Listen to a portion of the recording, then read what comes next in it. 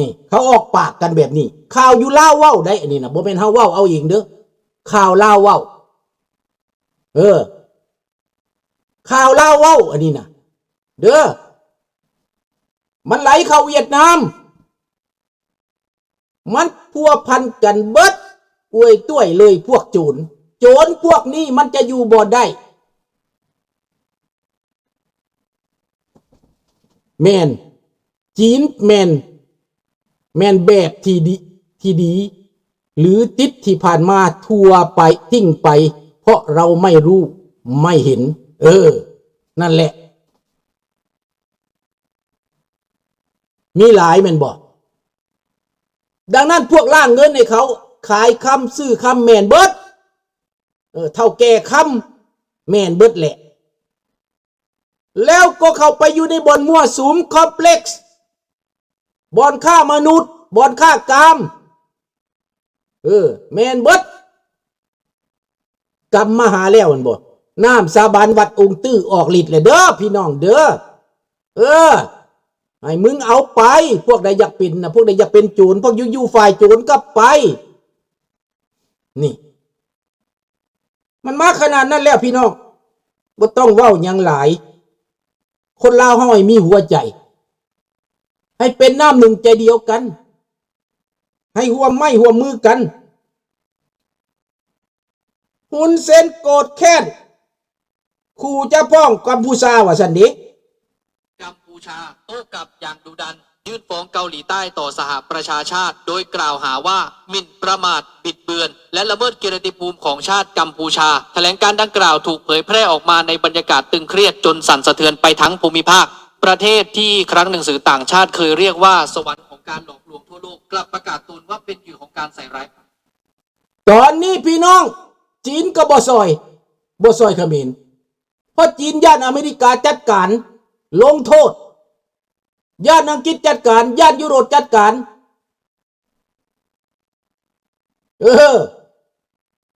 จีนมิดอีซีมิดลิมซิมสมนำรวมมือกับอเมริกาอีกปราบจีนก็รวมมือกับอเมริกาปราบคอเซ็นเตอร์ประหารในหมู่เห็นทั้งโลกอีกว่าคอยเอาแท้ได้นี่สีอินฟิงเนี่ยเอาแท้ได้นี่นะว่านี่เอาแท้ได้เอาจริงได้อัวนี่นะอัวเอาจริงได้หาเก่าได้ฝนอัวกับปราบมาแล้วได้อัวนี่นะนั่นลุงบ่ฮู้ว่าอยู่เซโนหรืออยู่ไสกะยาแต่ว่าคนที่บอกบ่ฮู้เรื่องนะที่เฮาเว้าแล้วบ่ฮู้เรื่องนะแสดงนะความอยากนะนี่สำคัญเด้เตือนสติลูกหลานไว้อย่าสิออกมาเม็ดเงียบรักษาตัวเองมีเงินแล้วก็อยู่ไว้อย่าสิแสดงโลกนี่เขาบ่ได้เอาโจรเด้เขาบ่เอาโจรเด้มีเงินเงียบไว้เศร้าหยุดรักษาตัวเองได้บ่ลุงก็บ่ได้เกลียดชังขี้สังดอกบ่ได้เกลียดชังเจนางดอกเด้อมึงรวยก็รวยไปมึงได้ก็ได้ไปแต่ขอให้เฮ็ดให้มันถูกต้องแต่คันไปเอาของโจรมันอยู่ยากได้พี่น้องกินเงินโจรอยู่น้ำโจรยากได้เตือนสติพวกเจ้นอกเจ้นางไผก็แล้วแต่พี่น้องเตือนสติคนลาวสู้เจ้าห่างคอยก็บ่ได้อิจฉาเด้อข้าบ่ได้อิจฉาแต่อย่าเฮ็ดความผิดได้ดังนั้นพี่น้องเรื่องเขมรตอนนี้นะสิเข้ากับฝ่ายตะวันตกบ่เจรจาเพื่อความอยู่รอดบ่สิมีประชาธิปไตยบ่สิแก้ไขบ่เขาหมดเงินหลายน้ำเจ้านี่นะสร้างประเทศเขมรนี่มีเงินหลายเขาบ่อยากให้ประชาชนตายเขาบ่อยากให้เกิดสงครามเขาอยากให้แก้ไขเป็นประชาธิปไตยค้าขายแบบปกติตอนนี้พวกนายทุน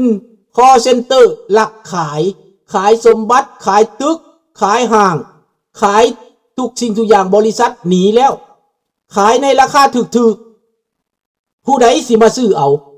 ฝ่ายตะวันตกจะเข้ามาสำเร็งสีมาพร้อมด้วยนายทุนมาพร้อมด้วยมหาอำนาจมาพร้อมด้วยเปี่ยมบารมีพี่น้องมาแน่ๆมาแน่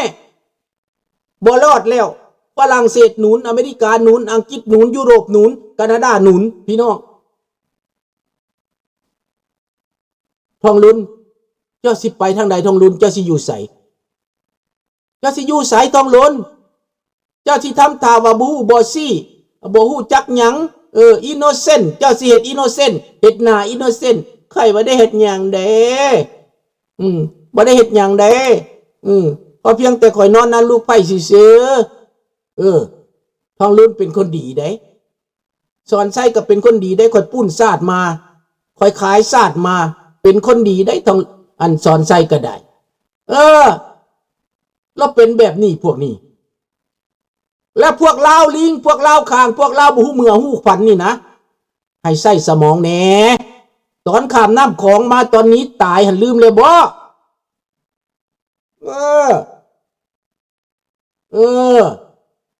นี่แหละพี่น้องมันถึงเวลาแล้วได้สบายดีท่านผู้เงิน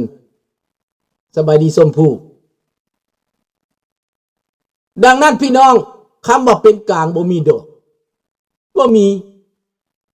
ในวัฒนานุกรมก็มีตั้งแต่ว่าเป็นกลางแต่ว่าจริงแล้วมันบ่มีกลาง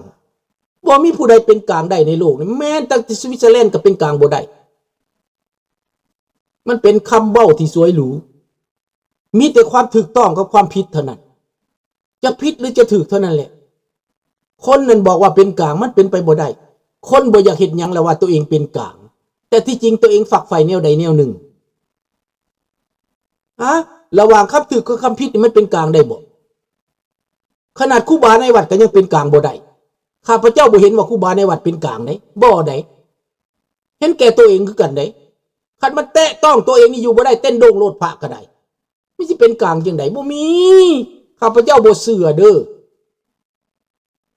มันบ่มีท่านเทนมันบ่มีสบายดีลิบดังนั้นความบ่เป็นกลางนั้นเป็นเพียงแต่เลิกกลลวงอยู่ในลาวสมัยก่อนเขาก็ว่ากองแร่แหละตัวเลิศเป็นกลางส่วนผู้มาเป็นกลางยุยงให้เป็นกลางที่จริงแล้วเป็นเครื่องมือกลายเป็นลิ่มตอกใส่ให้กองทัพแห่งชาติแตกเป็นสองแล้วก็ไปเป็นเครื่องมือลาวแดงทำลายประเทศชาติก็หัวหน้าเป็นกลางก็เป็นไผล่ะหลังจากกองแร่หนีไปแล้วเข้าใจบ่ไผก็เดือนสุนทราหลังจากอีตาแจ้งขาดตาเดือนแล้วมันไผก็แจ้งหลังจากเขาขาดตาแจ้งเลยมันไผเบิดหมดแล้วความเป็นกลางบ่มีแล้วแจ้งตายไปแล้วก็ตายเขาขาดทิมเบิดเป็นกลางน่ะเป็นกลางเอียงข้างเขาขาดทิมเบิดเขาจัดการกองแร่ให้อยู่น้ำเขาบ่ได้เขาจัดการเจษนาเขาจัดการเดือนสุนทราชเขาจัดการแจ้งไสยวงศ์เสร็จบ่มีบ่ต้องเว้าเรื่องเป็นกลางพ่อเขาข้าพเจ้านี่นะไปเฮียนอเมริกาก็ไปจากฝ่ายกลางนี่แหละมันบ่มีกลางพ่อก็บอกแล้วว่าบ่มีกลางพ่อจึงกลับมาเข้าอยู่พ้นเข่งนั่นเราไปฮอดฮานอยพ่อข้าพเจ้าน่ะกองแร่ส่งไปฮานอยพุ่น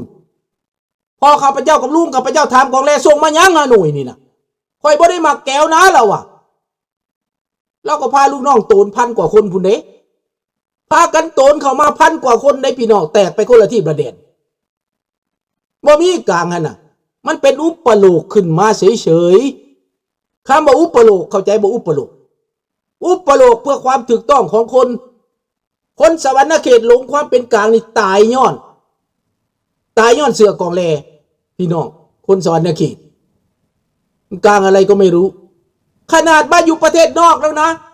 แห่กองแลนี่คือแห่พระเจ้านี่พี่น้องพวกลูกน้องกองแลในอเมริกาจังหายไปไซเบิร์ดเดี๋ยวนี้อู้ยเจ็บหัวข้าพเจ้าเจ็บหัวน้ำพวกนี้เพิ่นสากสรรปั้นแต่งกองแลเตี้ยแตกแปกอยู่ถือว่าเราเป็นผู้มีมนต์คาถาถือว่าเราเป็นคนดีถือว่าเราเป็นคนนั่นน่ะมีบุญคุณศาสตร์พุ่นได้พวกเพิ่นนิยมกองแลข้าพเจ้าเห็นวิดีโอไปเบิ่งแล้วมันอุปโลกขึ้นมาเอาละความเป็นกลางมันบ่มีในโลกว้าวแล้วก็แล้วมีแต่ความถูกต้องกับความผิดเท่านั้นถูกหรือผิดเท่านั้นดีหรือชั่วเท่านั้นกลางบ่มี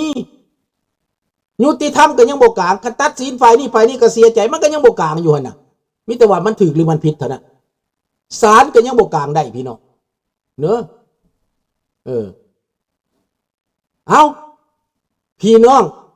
มื้อนี้เฮาฮู้แล้วว่า ลาวแดงนั่นฮ้อนแล้วเดี๋ยวนี้นะฮ้อนฮอดไทยพญาราชอินตาอยู่บ่ได้กินบ่เป็นนอนบ่หลับ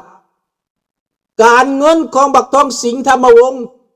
การเงินของวิภวันพานคำการเงินของสอนไซไปฝากไว้นำบิตคอยของ Prince Bank บิตคอยของพวกธนาคาร ADB Bank เขาไปฝากไว้พี่น้องสุดท้ายเราเงินบิตคอยนั่นนะมันล่มสลายพี่น้องเขายึดเอาไปฟอกไปลากเพื่อสิไปซื้อบ้านอยู่ต่างประเทศเพื่อสิไปล่างเงินเดี๋ยวนี้สิมาฝากไว้อยู่ฝรั่งสิมาฝากไว้อยู่อเมริกาสิมาฝากไว้อยู่แคนาดาสิมากินเงินดอกแต่เขาสิสอกเงินนั้นมาแต่ใส่ได้เขาสิตอบต้นปลายท้ายเหตุได้พี่น้องนี่แหละกรรมกำลังตามสนองคนใดกรรมใดสร้างกรรมนั่นตามสนองแหละพี่น้องเอ้ยเวรกรรมของเขามีเฮ็ดความดีเอาไว้พี่น้องซื่อสัตย์เอาไว้จงหักภักดีเอาไว้พี่น้องผู้ที่จะมาแก้ไข